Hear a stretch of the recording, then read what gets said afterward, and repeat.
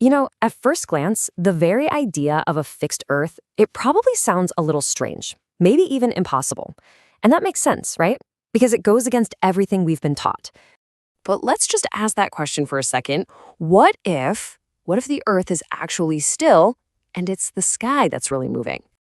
Before you answer, just pause for a moment and really think about what you actually see and feel every day. Think about it. When you step outside, what do you actually feel? You don't feel any movement under your feet, do you? You don't get a sense that the ground is spinning or that you're hurtling through space at incredible speeds. But here's what you do see. You see the sun rise and you see it set. You see the moon make its journey across the night sky, and you can watch the stars rotate in perfect circles right above your head. So every single bit of motion we can see with our own eyes, it's all happening up there in the sky, not down here on the ground. Which brings us to a really simple question. This isn't about emotion or drama. It's just about observation. What actually appears to be moving? It's interesting because scripture describes exactly what our eyes see. It talks about the sun moving in its circuit. It says the moon is appointed for the seasons. The stars, they follow their courses. And what about the earth? Well, it's described as fixed, established, and unmoved. So what we're left with are two completely different pictures. In one picture, the earth is spinning and pretty much everything else is still. But in the other picture, the earth is the one that's still and everything else is moving around us. This book, 200 Bible Verses Proving a Flat, Stationary Earth, is all about laying out those verses clearly so you can actually compare these two pictures for yourself. Now, it doesn't argue with you. It doesn't try to pressure you into believing anything.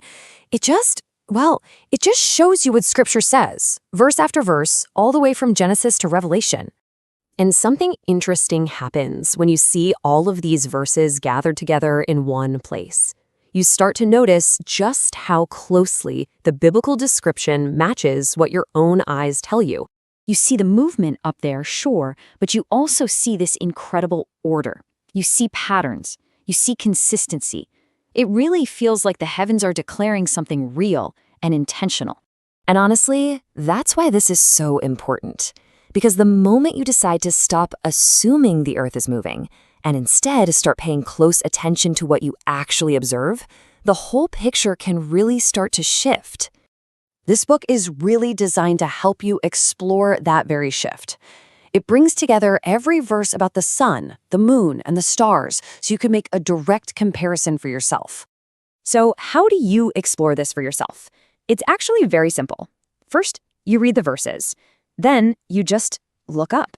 And finally, you notice the motion. If you're ready to see for yourself, this book is available right now on Amazon. All you have to do is search for the title, 200 Biblical Verses Proving a Flat, Stationary Earth. So, let me leave you with this one final question. When you look up and you put all the assumptions aside, what do your own eyes tell you? You don't need a classroom to create meaningful learning. You just need a family willing to explore together. This book gives you gentle steps to make that part of your everyday rhythm. Click on the link in the description to get your copy.